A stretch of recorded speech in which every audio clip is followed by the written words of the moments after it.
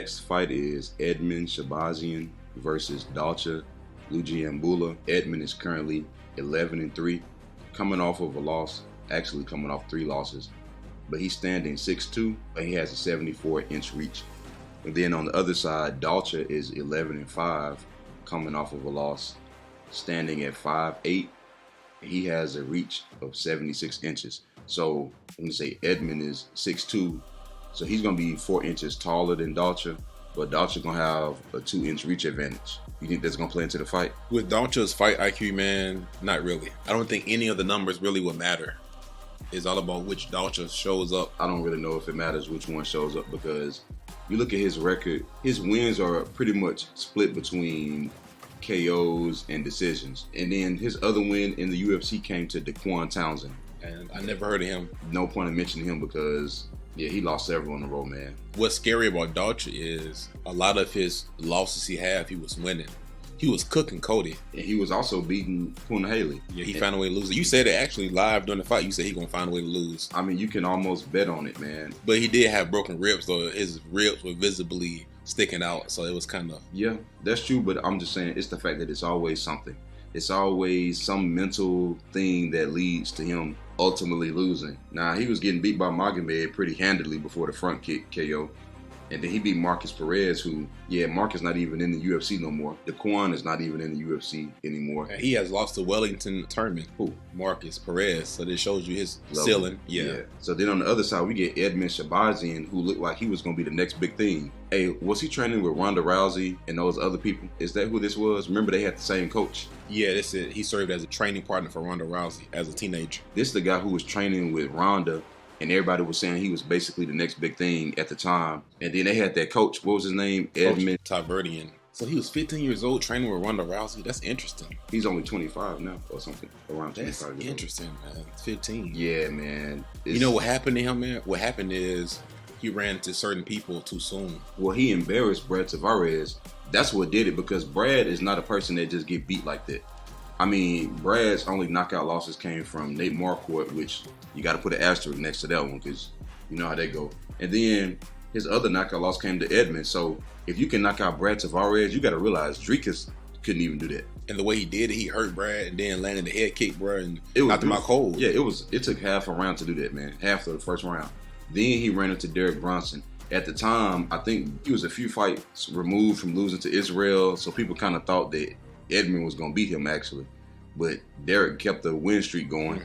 And then he ended up running into Jack Hermanson, who at the time, Jack was kind of hovering in the top 10, like not at the top of the top 10, but I'm saying like barely in the top 10. Yeah. But he was one of those gatekeeper guys where only a certain level of fighter can beat him. And he was just too much for Edmen with the wrestling. And then this is the fight that really did it. When he got TKO'd from a crucifix position on the ground by Nasruddin, that's when it was like, hey man, your ground game needs some help. We can understand losing to Derek Bronson. He's a wrestler with knockout power, so you don't know what he's going to do. Then Jack Hermanson, you kind of know what he's going to do, but you can't really stop it sometimes. But to lose on the ground to Nasruddin because he got tired, and then Nasruddin controlled him, and Nasruddin ain't a ground fighter. That's not even the worst thing. Derek, he's the most talented guy who he lost to, in my opinion. But the worst thing is, whenever you gas out before Derek does, he gassed out in the second round. It was bad. In the second round, the way Derek took him down, it was almost like he didn't even try. He didn't put up no effort, bro, because he was so tired. He was exhausted, and there was nothing he could do.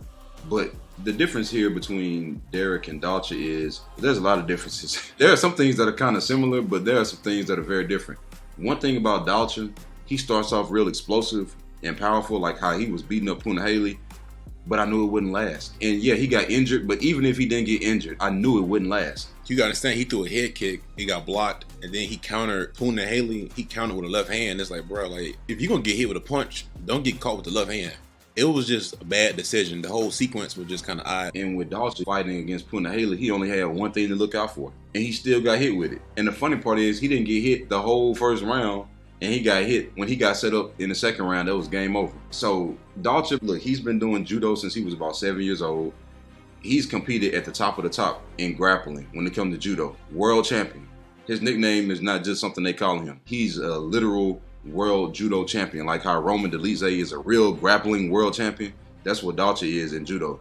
But unfortunately, the fight IQ for MMA is just It's not there, man. Now, it's funny you say that because Mark Andre just took him down repeatedly, and then Cody was able to submit him with a guillotine. Well, Dalcha was winning that fight and went in for a takedown and got caught in a submission. So it's just strange. It's hard for me to put money on Dalcha, man. And I think that Edmen, with the move to Extreme Couture, he's been training over there. He's been sparring with Sean Strickland and those type of guys and really just kind of getting the gas tank where it needs to be, man. It wasn't so much the ground game. It's the fact that when you get tired and then people can take you to the ground and maul you, that's problematic. The issue is it's mental. Like, Edmen like people to stand in one spot so he can unload on them. He can throw a head kick. He can throw punches. And I'm not gonna lie, he has some brutal combinations. His hands are nice. But at the same time, anybody who's gonna stick and move, even Jack Hermanson. And I gotta be real with you. I'm looking at the record. I'm looking at the people he actually beat: Darren Stewart, Antonio Jones, Charles Byrd, Jack Marshman, Brad Tavares. Only one of those guys is currently active on the roster, I believe. And anybody who is, they're probably barely hanging on by a thread. These are guys you're supposed to knock out the way he did. But granted, he was very young when he did this, so that still makes it impressive. But the reality is, the Derek Brunson fight was probably too much. The Jack Hermanson fight was probably too much. And then Nasruddin he's surging right now, so he's on the way up. But ultimately, for this pick, I'm going to have to go with Edmen just because I know Dalcha has the ground game advantage. No, with the judo, as far as getting the fight to the ground, but he can't control him on the ground and he can't keep him there. Now, if Edmen has got that cardio where it needs to be, I'm expecting him to be able to piece Dalcha up on the feet at some point. What's your I'm going to have to go with Dalcha on this. Edmen is good. I know they both good for one round, but we didn't see Dalcha take people down more consistently, especially in the second and third round. He took down Marcus Perez. That's the only fight he's won. Yeah, but look at Edmen, though. Who he beat in the second and third round?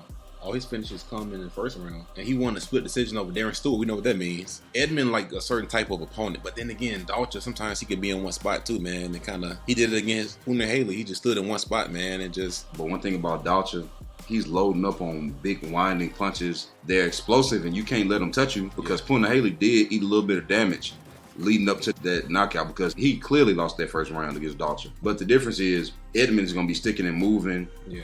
His fight IQ, look, if Puna Haley, he only can do one thing to win, and Dalcha let it happen. Edmen can do way more than that. So, and then look who he lost to: Nasruddin, Jack Hermanson, and Derek. So yeah, that's what I'm saying. Look at the people he lost to, man. Dalcha can't be none of them either. Not a single one. Yeah, you made your prediction. I'm probably going to stay away from this one. I really think this is a 50-50 fight. I don't want to make no prediction for this one. Yeah, I don't blame you. And then Dalcha one of the type of people you count him out, he'll win. It's just weird. He one of them type guys. So, because Dalcha's one of those people who you count him out, he'll win by knockout and they'll keep him around a little bit more. He gonna lose all those other fights until he get to the last fight, and then he gonna win that one by knockout, which will keep him around for 2 or 3 more fights. Yeah, I got you.